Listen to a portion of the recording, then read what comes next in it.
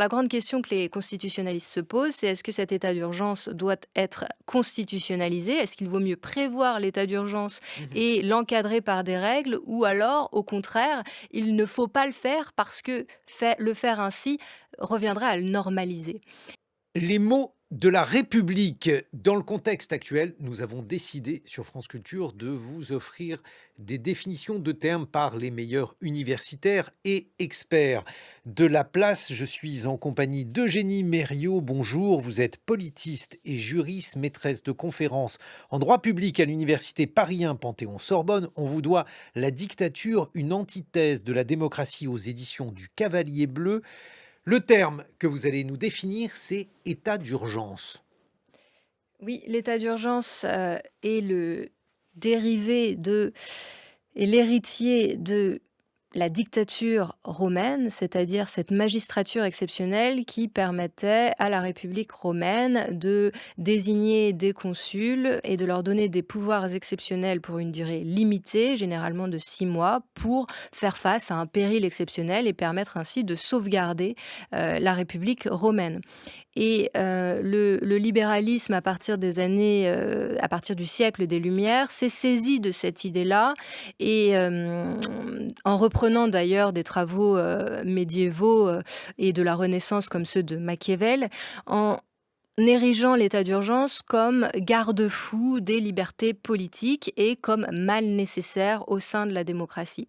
Donc si on reprend par exemple les écrits de Montesquieu, c'est la fameuse phrase sur le voile qui doit couvrir un temps les statuts, de la même manière qu'il faut parfois mettre un voile sur les libertés lorsque la nécessité l'exige.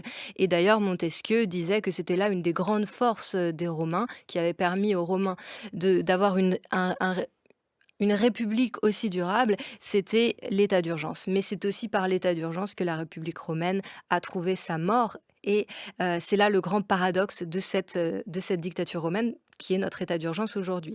On retrouve dans toute la pensée libérale, on peut parler de Tocqueville également, et jusqu'à Rawls aujourd'hui, cette idée qu'il faut, dans une démocratie libérale, un état d'urgence. Alors la grande question que les constitutionnalistes se posent, c'est est-ce que cet état d'urgence doit être constitutionnalisé? Est-ce qu'il vaut mieux prévoir l'état d'urgence Mmh. et l'encadrer par des règles? Ou alors, au contraire, il ne faut pas le faire parce que le faire ainsi reviendrait à le normaliser. Qu'est-ce qui est prévu en France dans la constitution de la Ve République, Eugénie Mériot? Alors, la Constitution de la Ve République a plusieurs états d'urgence. Elle a l'article 16 notamment qui est absolument singulier dans l'espace des démocraties libérales occidentales qui n'existe nulle part ailleurs, du moins selon les recherches que j'ai effectuées sur le sujet. Cet article 16 permet au président de la République de s'octroyer lui-même des pleins pouvoirs pour une durée illimitée. Et il n'y a pas besoin de mention de durée. Premièrement. Deuxièmement, le président s'octroie lui-même les pouvoirs. Ce n'est pas une autre entité comme c'était le cas à Rome, voyez-vous, et comme c'était d'ailleurs préconisé par Montesquieu, Tocqueville et les autres. Et ensuite, il n'y a pas de garde-fous non plus. Quels sont les garde-fous qui ont été mis en place? Vous avez la possibilité d'une saisine du Conseil constitutionnel par les autorités de saisine traditionnelles après 30 jours seulement d'exercice du pouvoir dictatorial par le président de la République.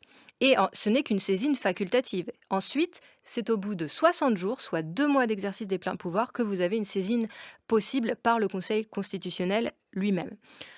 Dans Donc ça, c'est l'hypothèse d'un abus, Eugénie Mériot, de ce droit, de cet article 16, si le président, décide donc de cet état d'urgence pour des causes qui paraissent, insuffisantes, alors d'abord insuffisantes aux yeux de qui et avec quelles conséquences?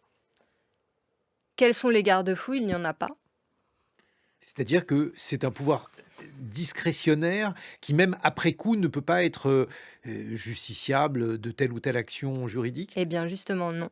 Et c'est très intéressant que vous posiez la question. Lorsque l'article 16 a été utilisé par le général de Gaulle suite au putsch d'Alger en 61, il a été utilisé non seulement, par rapport à la situation en Algérie, mais aussi pour proroger l'état d'urgence qui avait été mis en place en métropole et pour le proroger sans passer par le parlement.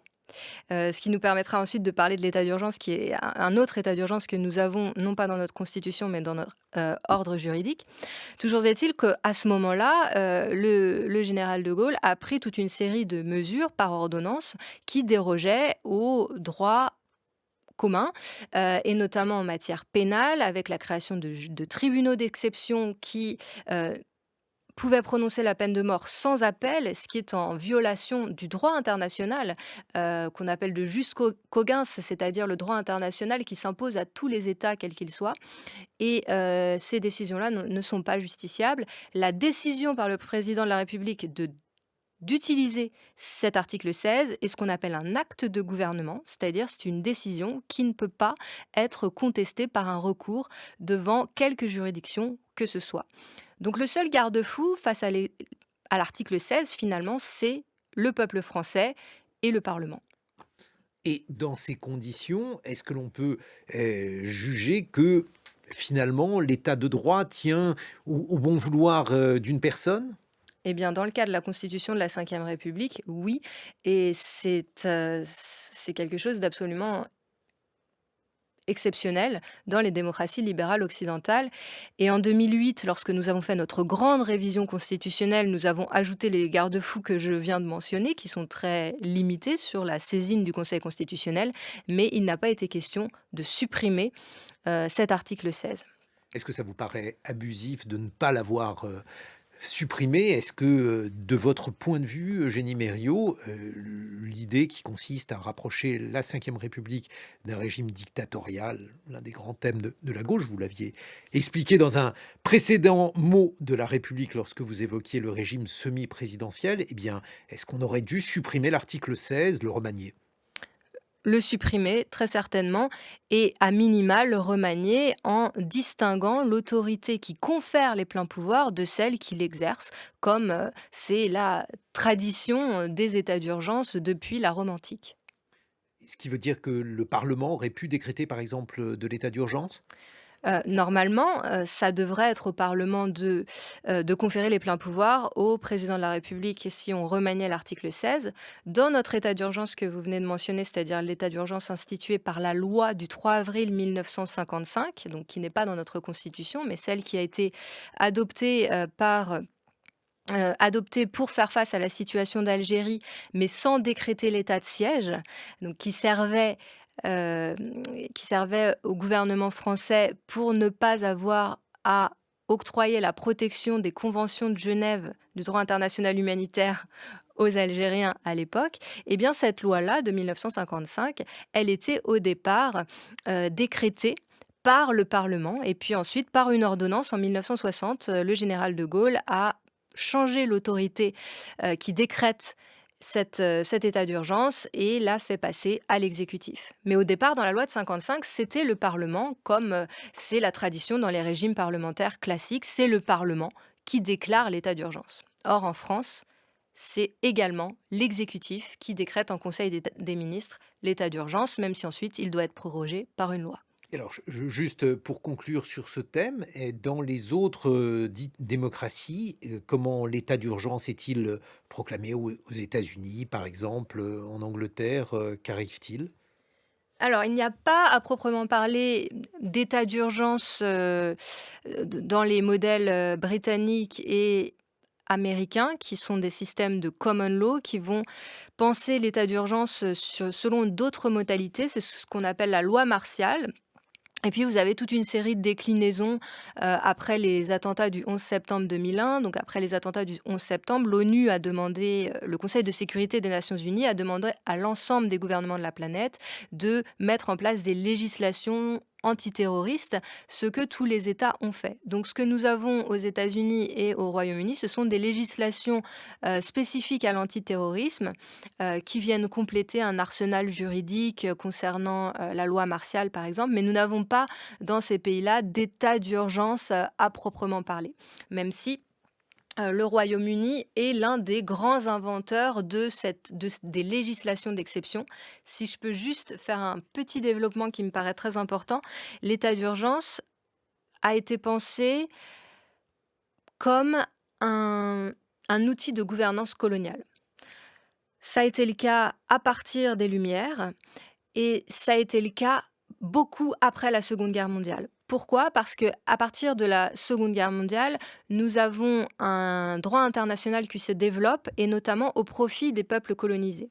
Et c'est également le moment où les peuples colonisés se rebellent contre les puissances occupantes et ces puissances occupantes répliquent avec des des méthodes autoritaires qui qui ne doivent pas être qualifiées selon elles de conflits. Parce que s'il s'agit de conflits, alors le droit international réservé aux conflits s'applique, et notamment les conventions de Genève. Et c'est la raison pour laquelle l'état d'urgence a été utilisé. Ça permet de dire qu'il s'agit ici d'affaires internes réglées par par du droit interne. Et si on prend la Convention européenne des droits de l'homme, elle est tout entière pensée, articulée autour de cet état d'urgence qui est l'article 15 de la Convention européenne des droits de l'homme qui visait au départ à pouvoir permettre au Royaume-Uni, à la France, de réprimer les mouvements, d'indépendance des peuples colonisés. Merci Eugénie Mériot. Je rappelle le titre de votre ouvrage, La dictature, une antithèse de la démocratie, aux éditions du Cavalier Bleu.